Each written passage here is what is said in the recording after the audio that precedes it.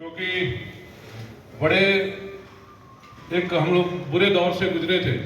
आज मैं 18 साल की थी और उस समय बस्तर परिवहन संघ जगदलपुर की जो गाड़ियां थी उनका काम जब छत्तीसगढ़ राज्य बना और आयरन ओर का कोटा एनएमडीसी में तय हुआ जाती थी। अब हमारी गाड़ियां अगर जीरो भाड़े में बस्तर जाएं और वहां से हमको माल ना मिले तो हम व्यापार नहीं कर सकते थे। इसी बात को लेकर पर हमने बहुत लेट कर दी थी क्योंकि उस समय बस्तर में हमने रायपुर में आंदोलन किया। और नमस्कार, मैं प्रदीप और आप देख रहे हैं बेहतर संवाद। ट्रांसपोर्ट एसोसिएशन की आज बैठक भिलाई के एक निजी होटल में आयोजित की गई, जिसमें तमाम जो ट्रांसपोर्ट जगह से जुड़े हुए लोग थे वो मौजूद थे यहाँ पर। और हमारे साथ भाई साहब बैठे हुए हैं। सर, सबसे पहले थोड़ा सा अपना परिचय दे दीजिए। मैं Anjay Shukla, Chhattisgarh cement welfare transport association का अध्यक्ष हूँ और पूर्व में छात्र संघ का अध्यक्ष भी रहा हूँ विश्वविद्यालय का। तो सुबह सर खाना खा लो। ये बताइए, जिस प्रकार से आज बैठक हुई है, तमाम जो ट्रांसपोर्टर आए प्रदेश के अलग अलग कोने से आए हुए थे, तो क्या कुछ कॉन्क्रीट डिसीजन निकल पाया है बैठक में? ये तो बैठक अभी छत्तीसगढ़ स्तरीय बुलाने पर विचार किया गया है। अभी हम लोग रायपुर, भिलाई, बलौदाबाजार, दुर्ग, नांदगांव इतने लोग इकट्ठा हुए थे। अब छत्तीसगढ़ स्तरीय एक संगठन बनाने पे और सारे ट्रांसपोर्ट एसोसिएशन को एक मंच पे लाने का विचार चल रहा है, ताकि जो छोटी मोटी समस्याएं गाड़ी वालों की रहती है उनको दूर किया जा सके। बातचीत में किस प्रकार की समस्या ट्रांसपोर्टर भाई ने आपके समक्ष रखी और क्या कुछ परेशानियां उनको ट्रांसपोर्टिंग के समय आता है? ये मुख्यतः आता है गाड़ी खाली कराने, अनलोडिंग की समस्या। और जगह जगह सब अपने डीलर बन गए हैं, लेकिन उन लोग समय पे खाली नहीं कराते। ये सबसे ज्यादा दिक्कत है। और उससे बड़ी दिक्कत है भाड़े की। लोग अपने ढंग से भाड़ा रख देते हैं, क्योंकि गाड़ियां बहुत हो गई, कंपटीशन बहुत है, तो लोगों को शोषण बहुत होता है। तो भाड़ा भी भाड़े में एक रूपता हो और ये सारी चीजें हो, इसलिए एक संगठन की जरूरत महसूस कर रहे हैं। और रेट्स को भी लेकर के थोड़ा सा अप एंड डाउन अलग अलग जगहों पे रहता है, तो उसको लेकर के क्या कुछ आप लोगों ने दिशा निर्देश अन्य ट्रांसपोर्टर को दिया? ये किलोमीटर हिसाब से रेट तय किए जाए, इसमें भी एक विचार चल रहा है। जिस प्रकार से पेट्रोल डीजल के भाव बढ़ रहे हैं, तो इसमें किलोमीटर के हिसाब से रेट तय किए जाए, इसकी भी एक रूपता बनाने के प्रयास हो रहा है। परिवहन मंत्रालय ने भी कुछ दिशा निर्देश जारी किया आप लोगों को? नहीं, अभी तो नया सरकार बना है। अभी हम पहले अपना पूरा संगठन बना ले, उसके बाद फिर सारा चीज लेके सरकार के पास जाएंगे। और ये सरकार, भाजपा की सरकार हमारे को पूरी मदद करेगी, ऐसी उम्मीद है। क्योंकि मैं भी प्रदेश कार्य समिति का सदस्य हूँ भारतीय जनता पार्टी का, और ये सरकार तो सबका साथ, सबका विकास, सबके प्रयास पे विश्वास रखती है, तो सुनवाई होगी। अच्छा, ट्रांसपोर्टर की बात तो हम लोग करते ही है, अब ट्रांसपोर्ट में काम करने वाले लोगों की भी थोड़ी बात कर लेते हैं। तो उनके लिए एज ए ट्रांसपोर्टर आप क्या सोचते हैं? नहीं, उनके ड्राइवरों की जो मूल हमारा रीढ़ की हड्डी है गाड़ियों का, ट्रांसपोर्टिंग का, उसकी पूरी चिंता करते हैं। अभी उनकी इतनी बढ़िया तनख्वाह है, उनकी समय समय पे छुट्टियों की, स्वास्थ्य शिविर लगा के उनके स्वास्थ्य की और उनके बीमा की, इस सारी बात की चिंता अब प्लांट भी करता है और ट्रक मालिक भी करने लगे हैं धीरे धीरे।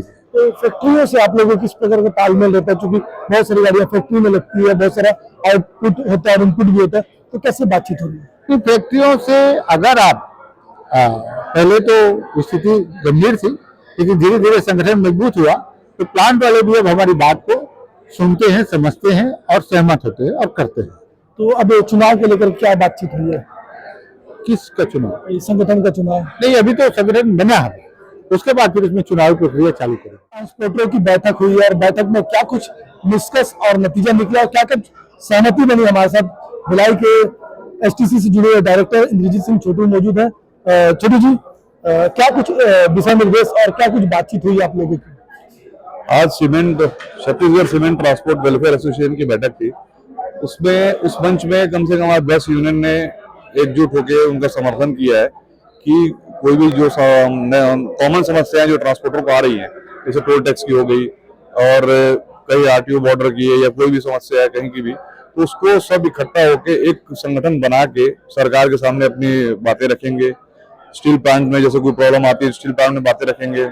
सीमेंट प्लांट में कोई प्रॉब्लम आती है, रेट्स को लेकर प्रॉब्लम आती है या किसी काम को लेकर प्रॉब्लम आती है, तो सबका यही निर्णय हुआ है कि सब एक संगठन बना के संगठित हो गए। अभी क्या है, यूनियनें सब अपनी अपनी चल रही है। एक बलकर यूनियन चल रही है, किसी की ट्रेलर की चल रही है, किसी की ट्रक की चल रही है, किसी की बस्तर कोरापुर चल रही है, सीमेंट वालों की अलग चल रही है, कोयले की अलग चल रही है। तो इन सबको इकट्ठा करके एक एसोसिएशन ला के, एक मंच के नीचे ला के हम ये चाहते हैं कि अपनी मांगों को सरकार के सामने, प्लांटों के सामने रखें। अलग अलग यूनियन होने से क्या नुकसान है, और अगर तमाम जो यूनियन एक हो जाएंगी तो क्या फायदे रहेंगे? एक संगठित होने से तो फायदा होता ही है। कोई भी आज राष्ट्रीय लेवल की पार्टी देख लो या कोई भी देख लो, सब संगठित है तभी चल रहे हैं। और हमारे ट्रांसपोर्ट व्यवसाय में ऐसा है कि संगठित लोग हुए नहीं थे अभी तक। अब लोगों को यूनियन का महत्व और संगठन का महत्व पता चल रहा है। पहले क्या होता था, प्लांटों का ये था कि कंपटीशन कराना, बाहर के लोग आके यहाँ बिडिंग कर ले रहे, ऑनलाइन बिडिंग हो जा रही है, बाहर के लोग आके यहाँ से माल उठा के ले जा रहे थे, यहाँ के लोकल लोगों को काम नहीं मिल रहा था।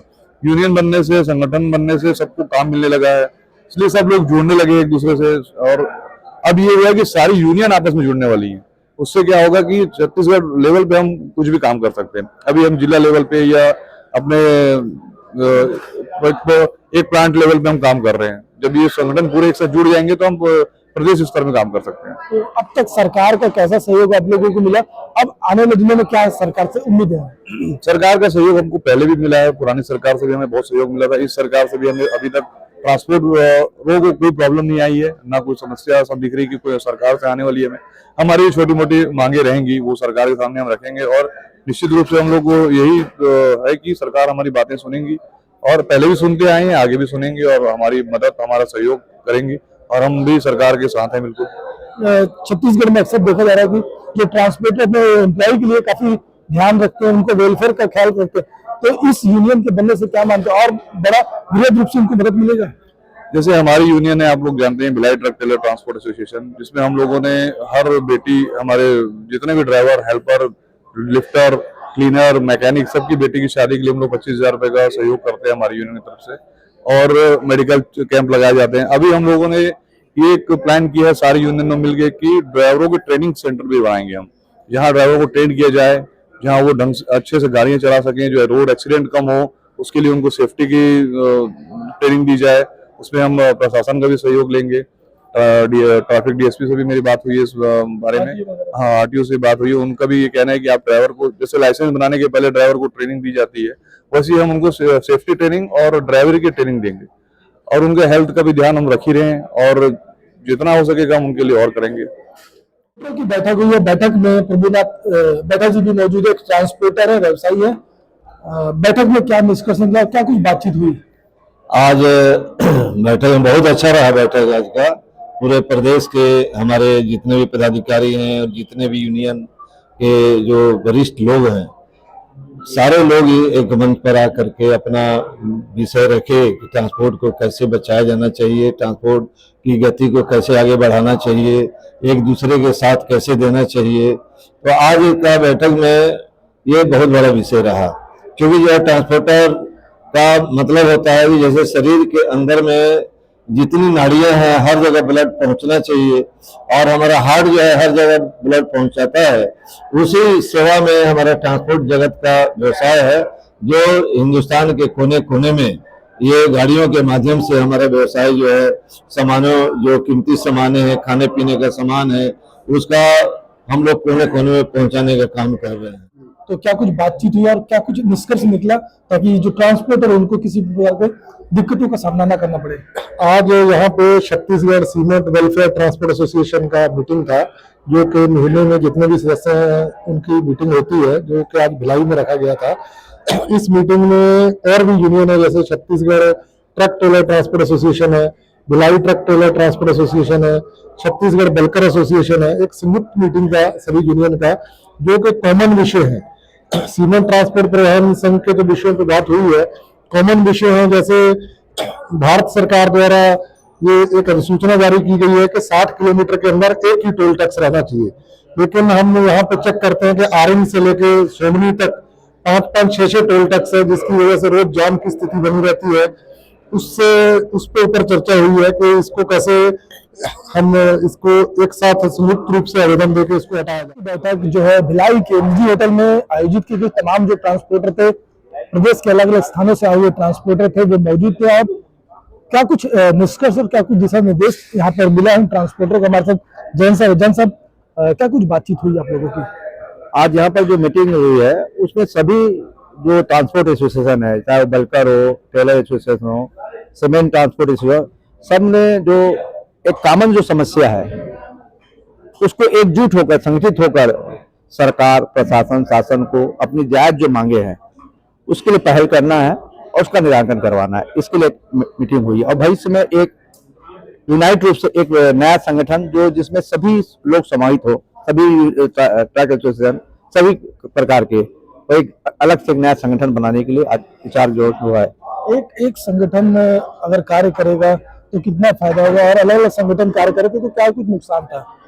अलग अलग होने से कॉमन जो समस्या है उसके लिए अलग अलग जब इंडिविजुअल बात करते हैं तो सरकार, प्रशासन, शासन भी उस पर ध्यान नहीं देता। जब सामूहिक संगठित होकर किसी बात को अच्छे तरीके से सरकार के सामने पेश करेंगे तो हमें विश्वास है कि सरकार इस बात को सुनेगी और उसका निदान करेगी। तो आपसी सहमति सब हो गई यहाँ पे? हाँ, यहाँ पर सहमति हो गई। और एक बात मैं विशेष तौर पर और बोलना चाहूंगा, आज भारतीय जनता पार्टी की सरकार है छत्तीसगढ़ में, जिस तरीके से, जिस अनुपात में ट्रकों का यहाँ पर वृद्धि हुई है, इंफ्रास्ट्रक्चर जो है आज 2 वे 4 आज आए दिन एक्सीडेंट हो रहा है, आए दिन जनहानि हो रही है।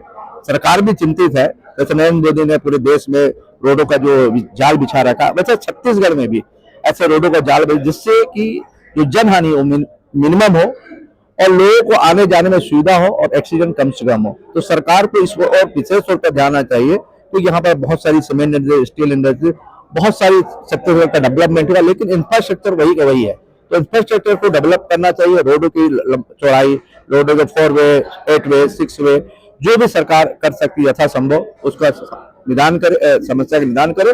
तो मैं सोचता हूँ इससे जनहानि जो देश छत्तीसगढ़ में जितनी जन आ रही है, जितने लोग एक्सीडेंट से मर रहे हैं, उसमें कमी आई, ऐसा मेरा सोचना है। आप लोगों की सरकार से बात होगी तो किन बिंदुओं पर बातचीत करेंगे? हम लोग सरकार से जो एक प्रकार से जो ट्रैफिक पुलिस है, आईटीओ है, जो अकारण ट्रक वालों को परेशान करते हैं, दूसरा इंफ्रास्ट्रक्चर है उसको डेवलपमेंट की बात करेंगे क्योंकि जो गाड़ियों की संख्या तो हजारों गुना बढ़ चुकी है छत्तीसगढ़ में, लेकिन उस हिसाब से रोड नहीं है। उस रोड को और डेवलप करना चाहिए। 2 वे को 4 वे करना चाहिए, 4 वे को 6 वे करना चाहिए, 6 वे को 8 वे करना चाहिए, जिससे कम से कम जनहानि हो। और छत्तीसगढ़ जो आज आए दिन हम पेपर में पढ़ते हैं, आए दिन दुर्घटना हो रही है, लोग की जाने जा रही है, वो उसमें कमी आना चाहिए, ऐसा मेरा सोचना है। चलिए, तो ये थे जनसभा और ट्रक ट्रांसपोर्ट तमाम जो एसोसिएशन के लोग यहाँ पे मौजूद थे आज, और एकत्रित दिखे, और कहीं ना कहीं एकत्रित होने से बल मिलता है, ताकत मिलती है, और ताकत के साथ अब ये आने वाले समय में सरकार के पास जाएंगे और अपनी जो समस्या है, अपनी जो समस्या लगातार जो उत्पन्न हो रही उस समस्याओं को प्रदेश सरकार तक रखेंगे और प्रदेश सरकार से उस समस्याओं का निदान की बात कहेंगे। बहरहाल अब निदान कितना हो पाएगा यह तो आने वाले समय में पता चल पाएगा। फिलहाल मुझे इजाजत दीजिए और बने रहिए बेहतर संवाद के साथ।